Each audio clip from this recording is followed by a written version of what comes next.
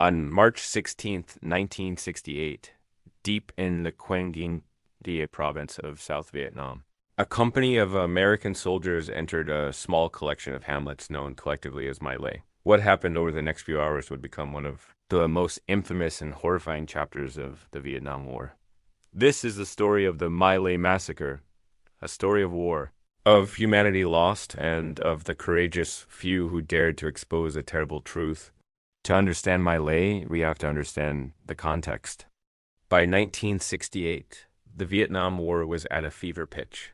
The Tet Offensive, a massive coordinated attack by North Vietnamese and Viet Cong forces, had shocked the American military and public. U.S. soldiers on the ground were in a constant state of high alert, operating in an environment where the line between civilian and enemy was often blurred. They were frustrated, exhausted, and often terrified. Charlie Company of the 1st Battalion, 20th Infantry Regiment, was part of this environment. They had suffered casualties from booby traps and snipers, but had yet to engage the enemy in a direct firefight. Their target on March 16th was My Lai 4, which military intelligence had identified as a Viet Cong stronghold. The soldiers were told that all civilians would have left for the market by 7 a.m., and that anyone remaining was likely a Viet Cong soldier or a sympathizer. They were ordered to destroy the village. The briefing was aggressive, with some soldiers later testifying that they were instructed to kill every living thing in the village: men, women, children, and livestock. As helicopters landed the men of Charlie Company just outside the village that morning, they met no resistance. There were no enemy soldiers firing at them, no snipers, no booby traps. What they found were villagers, mostly old men, women, children, and babies, eating breakfast, tending to their chores. They were unarmed and posed no threat. What unfolded next was a descent into chaos and brutality. Under the command of Captain Ernest Medina and platoon leader Lieutenant William Calley, the soldiers began a systematic slaughter.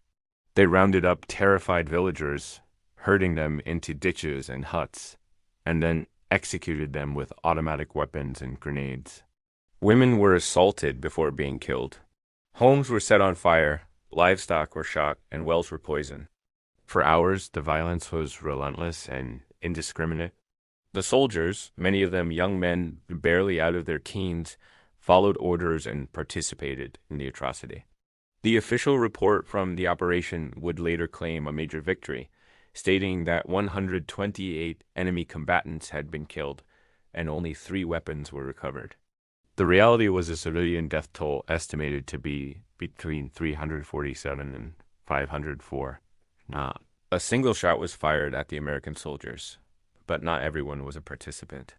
Above the carnage, a 24-year-old helicopter pilot named Hugh Thompson Jr. and his 2-man crew, Glenn Andreatta and Lawrence Colburn, watched in disbelief. Initially tasked with providing air support, they saw wounded civilians and marked their locations with green smoke, expecting American medics to help. Instead, they watched in horror as Captain Medina and his men approached the wounded and killed them. Realizing they were witnessing a massacre of unarmed civilians by their own troops, Thompson made a decision that would define his life.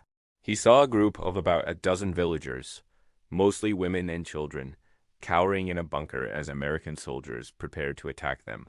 He landed his helicopter directly between the soldiers and the civilians. Thompson turned to his door gunners, Andreatta and Colburn, and gave a stunning order.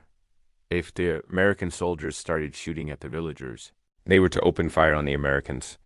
Thompson confronted the officer in charge, Lieutenant Stephen Brooks, and convinced him to hold his fire while he airlifted the civilians to safety.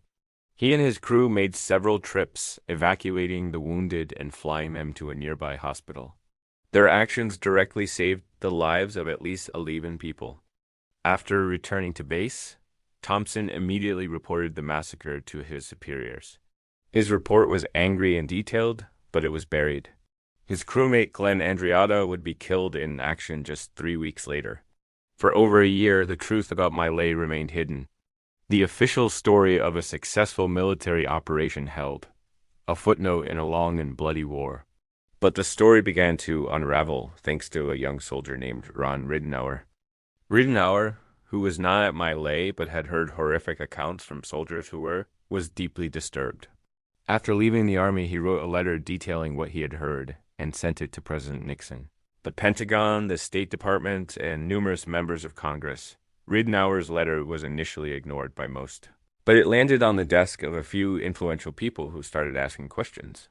This, combined with the tireless work of investigative journalist Seymour Hersh, finally broke the story open. In November 1969, Hersh published his explosive account, bringing the massacre to the world's attention. Suddenly, the horrific images captured by Army photographer Ronald Hebrel, which had been suppressed, were published in Life magazine.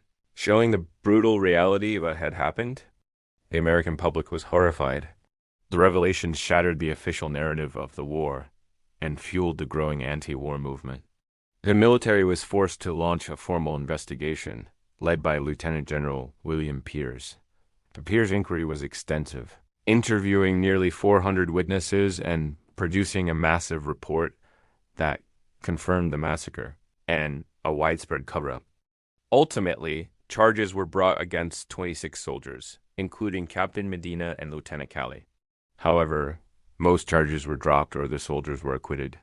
Only one person was ever convicted for the My Lai massacre, Lieutenant William Calley.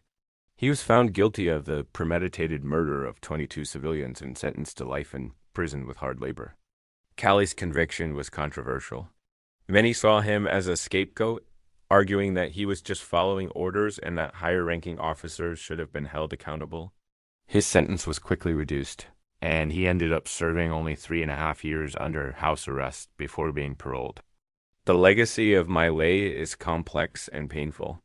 It forced a difficult conversation about the rules of engagement, the responsibility of individual soldiers, and the psychological pressures of war.